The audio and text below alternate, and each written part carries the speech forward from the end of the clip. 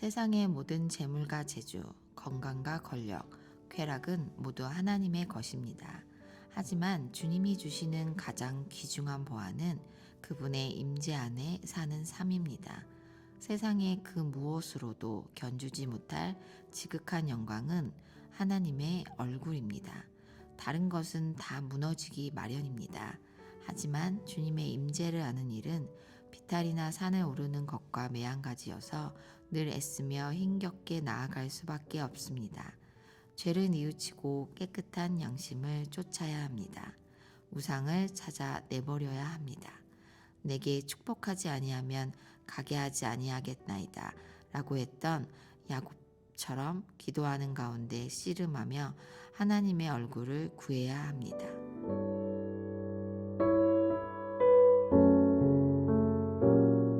2016년도 4월에 이데일리에서 나온 기사인데요. 취준생이 가장 막막한 순간 1위가 언제냐라고 물어보니까요. 자신의 스펙이 딸린다고 느낄 때라고 합니다. 자신의 스펙이 딸린다고 느낄 때, 그때가 막막한 순간이라고 합니다. 왜냐하면 취업이 어려우니까요. 신입사원을 뽑으면서 경력란을 적어내게 할 때, 그때도 막막하다고 합니다. 내 스펙이 남들만 못하다고 느껴지거나 경력직만 뽑는 것과 같이 지원할 일자리가 없다고 느낄 때, 그리고 번번이 불합격 통보를 받을 때, 이럴 때도 많이 막막하고 의기소침해진다고 합니다. 삶의 순간순간에 우리는 다양한 상황 속에서 막막함을 느낄 수 있습니다. 그리고 그 막막한 가운데 뭔가 엉켜 있다고 느껴지기도 하고 잘 안 풀린다고 생각이 되기도 합니다. 그렇다면 여러분, 크리스찬으로서 우리는 이러한 답답한 순간을 어떻게 우리는 이겨낼 수 있을까요? 우리가 어떠한 삶을 살고 어떻게 지나면은 우리는 이 답답하고 막막한 순간이 혼돈에서 질서로 바뀌고 어둠에서 빛으로 이동을 할 수 있을까요?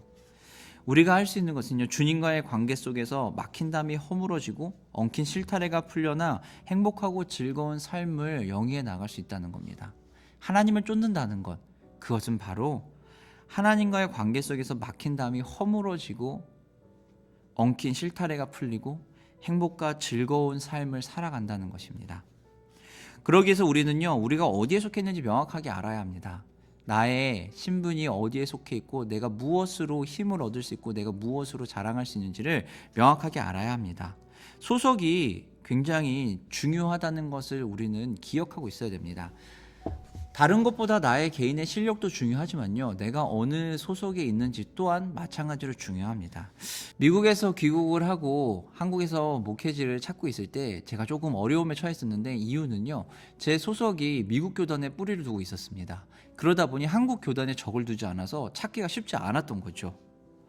우리가 세상 살면서도 비슷한 것 같습니다. 내 소속이 어디에 있느냐에 따라서 우리가 할 수 있는 방법과 또 대할 수 있는 것들이 달라지게 됩니다.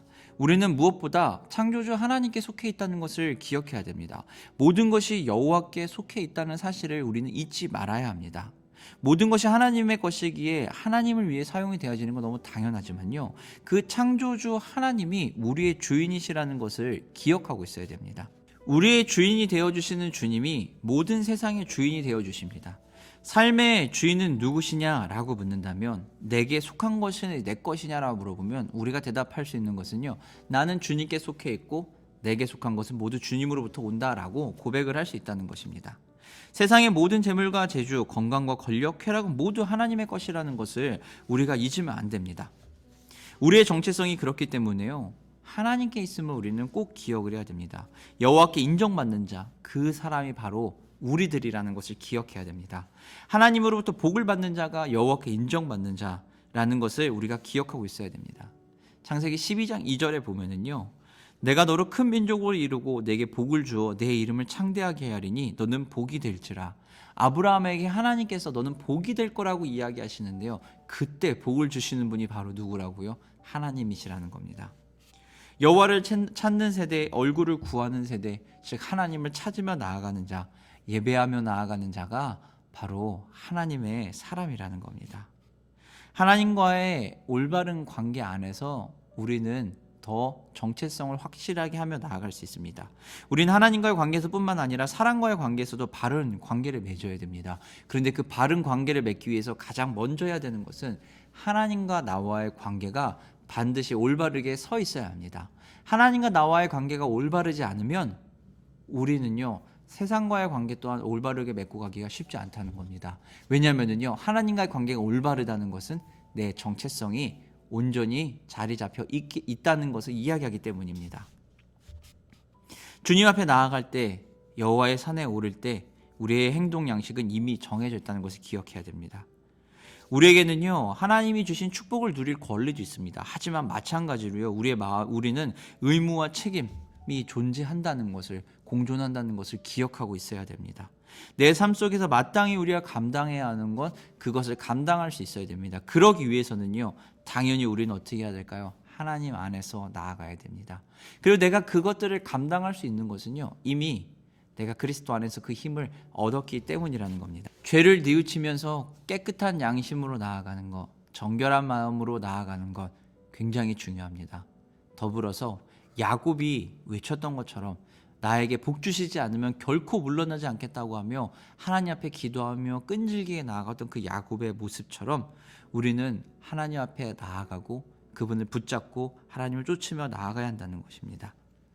정결하고 구별된 삶을 사는 자, 해야 할 것과 하지 말아야 할 것을 안다는 것, 그것은 하나님 앞에서 내가 살고 있다는 증거입니다.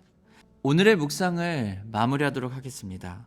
오늘의 한 줄 묵상은 주님과의 관계 속에서 막힌 담이 허물어지고 엉킨 실타래가 풀려나 행복하고 즐거운 삶을 살 수 있습니다. 우리가 행복하고 즐거운 삶을 사는 것은 우리에게 맡겨진 삶이 하나님 안에 뿌리를 두고 하나님을 쫓을 때입니다. 엉킨 실타래가 풀리고 막힌 담이 허물어지며 행복과 즐거움을 사는 삶, 그런 삶을 사시는 여러분 되시기를 주님의 이름으로 축원합니다.